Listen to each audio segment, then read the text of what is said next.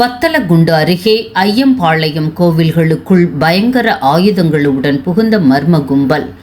அடுத்தடுத்து 2 கோவில்களில் கொள்ளை. சிசிடிவியில் சிக்கிய பகீர் காட்சிகள். திண்டுக்கல் மாவட்டம் வத்தலகுண்டு அருகே உள்ள சின்ன ஐயம்பாளையத்தில் அடுத்தடுத்து 2 கோவில்களில் அரங்கேறிய துணிகர கொள்ளை சம்பவம் அப்பகுதி மக்களிடையே பெரும் பீதியையும் பரபரப்பையும் ஏற்படுத்தியுள்ளது. சின்ன ஐயம்பாளையம் அரசமர பேருந்து நிறுத்தம் அருகே மிகவும் பிரசித்தி பெற்ற ஸ்ரீ செல்வ விநாயகர் கோவில் மற்றும் கொடுமுடி தீர்த்த காவடி சங்க முருகன் கோவில் ஆகிய கோவில்கள் அமைந்துள்ளன. இந்நிலையில் நள்ளிரவில் இந்த கோவில்களுக்குள் புகுந்த அடையாளம் தெரியாத மர்ம நபர்கள் கோவிலின் பூட்டை உடைத்து உள்ளே நுழைந்துள்ளனர்.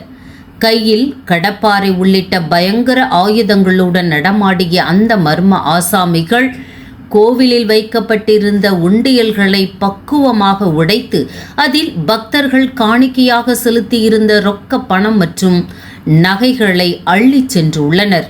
இந்த துணிகர கொள்ளை சம்பவம் அங்கிருந்த சிசிடிவி கேமராக்களில் மிக தெளிவாக பதிவாகி உள்ளது. மர்ம நபர்கள் ஆயுதங்களுடன் கோவில்களுக்குள் உலவும் காட்சிகள் தற்போது வெளியாகி அதிர்ச்சியை ஏற்படுத்தியுள்ளன. இது குறித்து சின்ன ஐயம்பாளையம் கொடுமுடி தீர்த்த காவடி சங்க முருகன் கோவில் நிர்வாகிகள் சார்பில் பட்டி வீரன்பட்டி காவல் நிலையத்தில் முறையான புகார் அளிக்கப்பட்டது.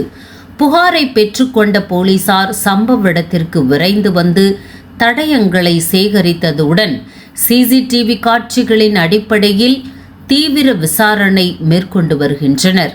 இச்சம்பவம் குறித்து பேசிய கோவில் நிர்வாகி பாலசுப்பிரமணி, கொள்ளையர்கள் பயங்கர ஆயுதங்களுடன் கோவில்களுக்குள் புகுந்திருப்பது மிகுந்த அச்சத்தை ஏற்படுத்துவதாகவும் இதனால் கோவில் பூசாரிகள் அங்கே தங்க பணியாற்றவே பயப்படும் சூழல் உருவாகி உள்ளதாகவும் வேதனையுடன் தெரிவித்தார்.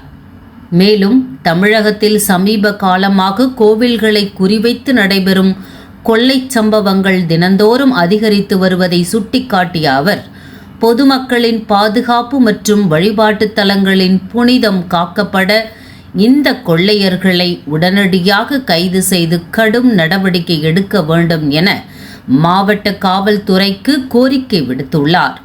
பரபரப்பான இச்சம்பவம் குறித்து பட்டி வீரன்பட்டி போலீசார் வழக்கு பதிவு செய்து தலைமறைவாக உள்ள மர்ம கும்பலை வலைவீசி தேடி வருகின்றனர்.